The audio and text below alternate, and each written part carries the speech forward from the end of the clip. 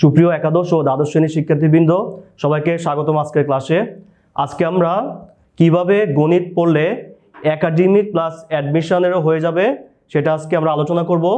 আমি তোমাদেরকে আমার পড়ানোর 10 বছরের অভিজ্ঞতার আলোকে তোমাদেরকে এই জিনিসটা তুলে ধরার চেষ্টা করব। যারা একাডেমি এবং অ্যাডমিশন কিভাবে তুমি করলে দুইটাতে ভালো করতে পারবা। তা চলো আমরা ক্লাসটা শুরু করি। আচ্ছা, প্রথম কথা হচ্ছে তুমি গণিতের একটা মেইন বই আগে ভালো করে করবা, A to Z। এখন আমি এখানে দুইটা বইয়ের কথা লিখছি। দুইটা বই লেখার একটা কারণ আছে।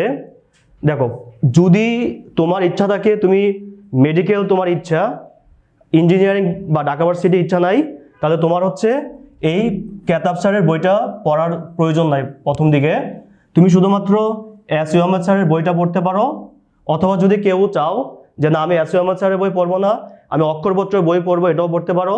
রূপন্তীর বইও পড়তে পারো, সিস্টেকের বইও পড়তে পারো, বা অন্য যে কোনো প্রকাশনীর বই পড়তে পারো, কোনো সমস্যা নেই। কিন্তু তুমি যদি ইঞ্জিনিয়ারিং প্রিপারেশন নিতে চাও, তোমাকে মাস্ট এই কেতাব স্যারের বইটা পড়তে হবে। কারণ কেতাব স্যারের বইয়ে এমন কিছু ম্যাথ আছে যেগুলো সাধারণত অন্য বইয়ে দেওয়া নাই। আর যারা শুধু মেডিকেলে পড়বা, মেডিকেলে পড়ার ইচ্ছা আছে, তাদের এস ইউ আহমেদ স্যারের বইটা পড়লেই ভালো করে হয়ে যাবে। কেতাব স্যারের বইটা পড়ার দরকার নেই। এখন যারা ইঞ্জিনিয়ারিং প্রিপারেশন নিবা তারা আমাকে বলতে পারো যে কেতাব স্যারের বই ছাড়াও তো আরও অনেকগুলো বই আছে, তাহলে আমি ওই বইগুলোর ম্যাথ বা এতগুলো ম্যাথ আমি কীভাবে করব। এক্ষেত্রে একটা খুবই সহজ টেকনিক আছে। টেকনিকটা হচ্ছে, সাপোজ ধরো তুমি কেতাব স্যারের অন্তরীকরণ চ্যাপ্টারটা পড়ছো, পড়ার পর তুমি কি করলা, A to Z সবগুলো ম্যাথই করছো। করার পরে এখন তোমার কাছে যে অন্য রাইটারের বইগুলো আছে, অক্ষরপত্র, রূপন্তী, সিস্টেক বা অন্য যে কোনো প্রকাশনীর বই, এখন তুমি দেখবা যে ওই প্রকাশনীর অন্তরীকরণ চ্যাপ্টারে কোন ম্যাথগুলো দেওয়া আছে যে ম্যাথগুলো কেতাব স্যারের বইয়ে দেওয়া নাই। মনে করো তুমি অক্ষরপত্র পাইলা 2-3টা ম্যাথ, অন্য বইয়ে পাইলা 1-2টা, এভাবে টোটাল ধরো 10-15টা ম্যাথ পাইছো। তখন তুমি কি করবা জানো, তুমি হচ্ছে ওই 10-15টা ম্যাথ খাতার মধ্যে লিখবা।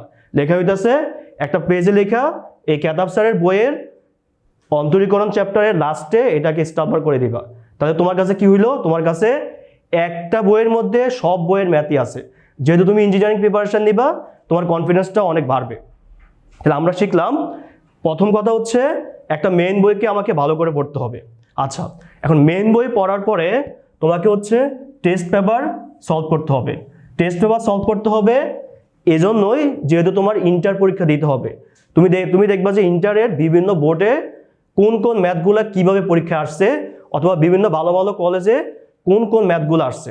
তাহলে প্রথম হচ্ছে মেইন বই, তারপর হচ্ছে আমাদের টেস্ট পেপার। টেস্ট পেপার বাজারে যে কোনো টেস্ট পেপারই পড়তে পারো, কারণ সব টেস্ট পেপারই মোটামুটি একই রকমই। এক্ষেত্রে আমি আর কোনো টেস্ট পেপারের নাম বললাম না। আচ্ছা, এবার যাদের মেডিকেল পড়ার ইচ্ছা তারা হচ্ছে এই দুইটা করলেই হয়ে যাবে, আর অতিরিক্ত পড়ার দরকার নেই, যেহেতু তোমার মেডিকেলে একবারে তুমি ডিটারমাইন্ড। এবার যারা ইঞ্জিনিয়ারিং প্লাস ভার্সিটিতেও ভালো করতে চাও, যেহেতু ইঞ্জিনিয়ারিংও এখন আমাদের MCQ পরীক্ষা হয় অনেকগুলো ইঞ্জিনিয়ারিং ইউনিভার্সিটিতে, প্লাস বুয়েটে হলো ফার্স্টে MCQ প্রিলিমিনারি হবে, পরে তোমাকে রিটার্ন নেওয়া হবে। এই জন্য MCQতে তোমাকে ভালো পারতে হবে। সো MCQ পারার জন্য তুমি কি করবা, বিভিন্ন ইউনিভার্সিটির MCQ প্রশ্ন ব্যাংক একটা নিবা। এটা যে কোনো প্রশ্ন ব্যাংকে তুমি নিতে পারো বাজার থেকে দেখে, যেটা তোমার কাছে ভালো মনে হয়। পরে ভার্সিটির ওই প্রশ্ন ব্যাংকটা, যেটা আমি অন্তরীকরণ চ্যাপ্টার বললাম, তো অন্তরীকরণ চ্যাপ্টারের প্রথমে তুমি অন্তরীকরণ চ্যাপ্টারে সবগুলো ম্যাথ করলা।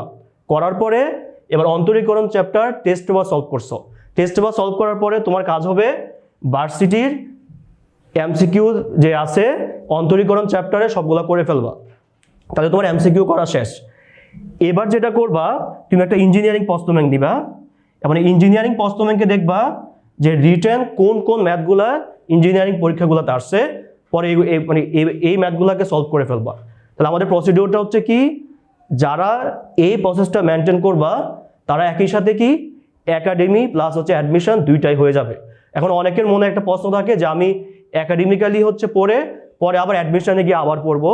এটা একটা রং কনসেপ্ট। আমার অভিজ্ঞতার আলোকে আমি বলতেছি, কারণ যারা ভালো করছে বা আমার অনেক স্টুডেন্ট অনেক ভালো করছে, তারা হচ্ছে এইভাবে পড়াশোনা করছে। জাস্ট একাডেমি আর অ্যাডমিশন আলাদা না, কারণ তুমি যেই অন্তরীকরণ চ্যাপ্টারটা করতেছো সেম চ্যাপ্টারটা কিন্তু আবার অ্যাডমিশনও করবা। তাহলে কি দরকার তোমার শুধু শুধু আবার অ্যাডমিশনের জন্য আবার পরে গিয়ে আবার পড়া? তুমি এভাবে যদি প্রিপারেশন নিয়ে ফেলো তাহলে তোমার কি হলো দেখো, তুমি একাডেমিক্যালের জন্য তুমি হচ্ছে প্রিপেয়ার, এমন হচ্ছে কি তোমার অ্যাডমিশনও কি কমপ্লিট প্রিপারেশন হয়ে গেছে। তাহলে তুমি এভাবে প্রত্যেকটা চ্যাপ্টার যদি এই আমার ধাপটা মেনে চলো বা ফলো করো, তাহলে আশা করি তুমি একাডেমি প্লাস অ্যাডমিশন দুইটাই তোমার কি অনেক ভালো একটা প্রিপারেশন হয়ে যাবে। আশা করি সবাই এভাবে যদি পড়াশোনা করো সবাই অনেক উপকৃত হবা। সবাই আশা করি ক্লাসটা অনেক তোমাদের অনেক উপকারে আসবে। সবাই ভালো থাকবে, সুস্থ থাকবে। আল্লাহ হাফেজ।